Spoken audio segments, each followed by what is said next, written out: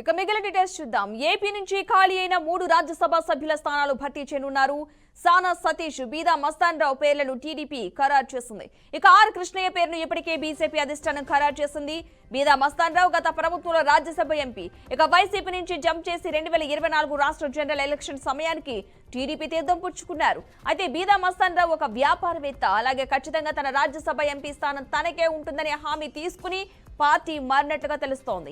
బీదా మస్తాన్ రావు 2009లో కావలి నుంచి ఎమ్మెల్యేగా గెలిచి ఆ తర్వాత 2 పర్యాయాలు ఓటమి పాలయ్యారు. అయితే క్రియాశీలక రాజకీయాల్లో లేని బీదా మస్తాన్ రావును 2022లో వైసీపీ నుంచి రాజ్యసభకు పంపించారు. 2024లో వైసీపీకి రాజ్యసభకు కూడా బీదా మస్తాన్ రావు రాజీనామా చేశారు.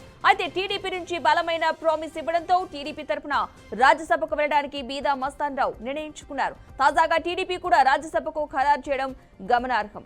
ఇక మరోవైపు ఇప్పటికే కాకినాడ ఎంపీ స్థానాన్ని ఆశించి వదులుకున్న సానా సతీష్ కు కూడా రాజ్యసభ స్థానాన్ని టీడీపీ అధిష్టానం ఖరారు చేసింది.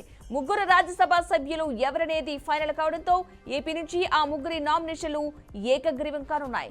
ఇవాళ వీరు నామినేషన్ వేయనున్నారు.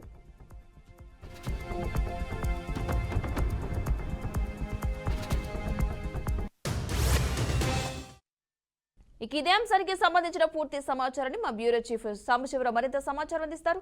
సాంబశివరావు, ఈ అంశానికి సంబంధించిన పూర్తి డీటెయిల్స్ ఏంటి అసలు?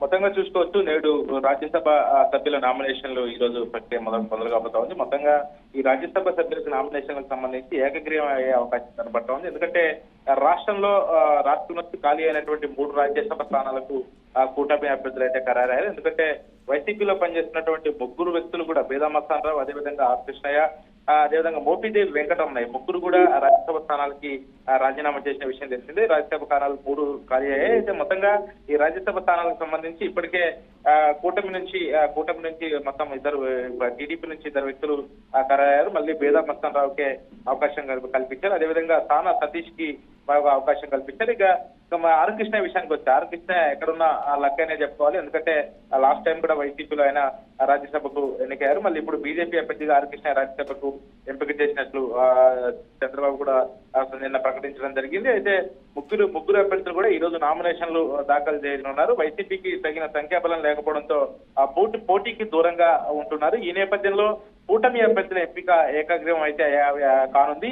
కాగా తెలంగాణకు చెందినటువంటి బీసీ నాయకుడు ఆర్ కృష్ణ గతంలో వైసీపీ తరఫున రాజ్యసభలో అడుగుపెట్టారు. కూటమి సర్కార్ అధికారంలోకి వచ్చిన వెంటనే తన సభ్యత్వానికి రాజీనామా చేశారు. ఆయన బీజేపీ తిరిగి రాజ్యసభకు పంపనున్నట్లు ముందే తెలిసిందే. అయితే కృష్ణయ్య ఆన్లైన్ ద్వారా బీజేపీ సభ్యత్వాన్ని తీసుకున్నారు. అటు రాజ్యసభ అభ్యర్థిగా నామినేషన్ పత్రాలను కూడా పార్టీ సభ్యత్వానికి కృష్ణయ్య ఒకేసారి తీసుకున్నారు. మొత్తంగా ఈ 3 వ్యక్తులు ఈ రోజు రాజ్యసభ స్థానాలకి నామినేషన్ వేయడానికి సిద్ధం అవుతా ఉన్నారు. మరి వైసీపీ సంఖ్యాబలం లేకపోవడంతో కొంచెం దూరంగా ఉండటంతో ఈ ముగ్గురు కూడా ఏకగ్రీవం అయ్యే అవకాశం కనపడతా ఉంది.